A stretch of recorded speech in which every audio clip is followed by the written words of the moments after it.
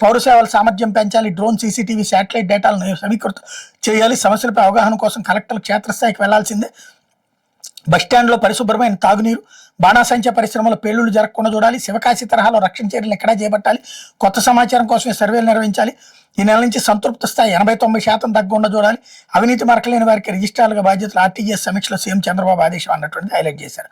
ఇకపోతే భారత్కి Canada uranium ఇక్కడ కూడా హైలైట్ చేశారు. పౌర ఇంధన అవసరాల కోసమే క్యాంపస్లు ఏర్పాటు చేయడం నా దేశ యూనివర్సిటీలు స్వేచ్ఛాత వాణిజ్య ఒప్పందం పేరు సమగ్ర ఆర్థిక భాగస్వామ్య ఒప్పందంగా మార్పు, ఢిల్లీలో ఇద్దరు ప్రధానులు మోడీ కార్నెల చర్చలు అన్నటువంటిది హైలైట్ చేశారు. ఇకపోతే డబ్బుల డెన్ కీపర్ అరెస్ట్ అంటూ మద్యం కుంభకోణంలో మరొకరికి సంఖ్యలు, నేపాల్ సరిహద్దులో కట్టా ప్రణయ్ ప్రకాష్ అరెస్ట్, ఇతర ముప్పిడి అవినాష్ రెడ్డికి అనుచరుడు, తాడేపల్లిలో డబ్బుల డెన్ కీపర్గా బాధ్యతలు అన్నటువంటి వార్తని హైలైట్ చేశారు. అయితే హోర్ముజ్ జలసంధిలో ట్యాంకర్లు జామ్, శత్రువులు క్షిపణులు, డ్రోన్లను నిర్వీర్యం చేయడానికి ఎలక్ట్రిక్ రక్షణ కవచాన్ని యాక్టివేట్ చేసిన ఇరాన్, డిజిటల్ చీకట్లో చిక్కున్న 1100కు పైగా నౌకలు, దారి తప్పుతున్న ఆయిల్ ట్యాంకర్లు, ఇరాన్పై అమెరికా, ఇజ్రాయెల్ యుద్ధ నేపథ్యంలో ప్రపంచ చమురు రవాణాకు అత్యంత కీలకమైన హోర్ముజ్ జలసంధిని జీపీఎస్ జామింగ్, సిగ్నల్ స్నూఫింగ్ అనే డిజిటల్ పొగమంచు కమ్మేసింది.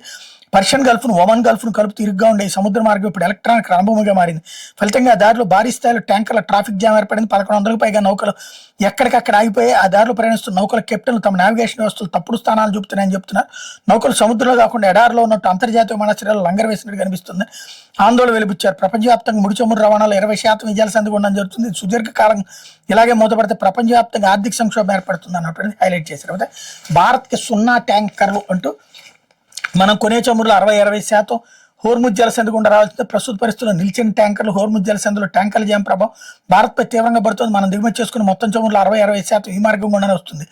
ఇరాక్, సౌదీ అరేబియా, దుబాయ్ వంటి దేశాల నుంచి మనం కొనే చమురు అంతా ఈ జలసంధి ద్వారా రావాలి. అలా ఈ మార్గంలో రోజుకి సగటున 4-5 ట్యాంకర్లు భారత్కు వస్తాయన్నటువంటి వార్తని హైలైట్ చేశారు. బ్యారెల్ చమురు $100 పరిస్థితులు ఎలాగే కొనసాగితే క్రూడాయిల్ ధరలు భారీగా పెరిగే ముప్పు ఉందని ఆందోళన. ఇరాన్ ఎలక్ట్రానిక్ యుద్ధతంత్రం దెబ్బకు హోర్ముజ్ జలసంధిలో ఆయిల్ ట్యాంకర్లు రాకపోకలకు తీవ్ర విఘాతం కలుగుతూ ఆ ప్రభావం చమురు, ఎల్ఎన్జీ సరఫరా పైన, ధరలపైన వెంటనే కనిపించింది. అమెరికా చమురు 7.6% మేర పెరిగి బ్యారెల్ $72.12 వద్ద ట్రేడ్ అవుతుంది అన్నటువంటి వార్తని హైలైట్ చేశారు.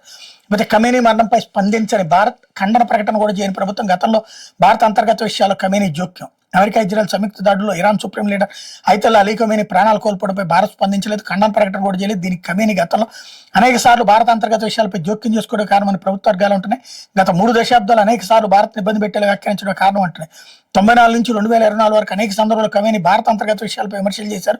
2017లో ఖమేనీ కశ్మీర్ అంశ వివాదాస్పద వ్యాఖ్యలు చేశారు. కశ్మీర్ గాజీ ఆఫ్ఘనిస్తాన్తో పోల్చారు. కశ్మీరీ ముస్లింలు అణచివేతకు గురవుతున్నారని వారికి మద్దతు కనవడం ప్రపంచ ముస్లింల బాధ్యతని పిలుపునిచ్చారన్నటువంటి వార్తని హైలైట్ చేశారు.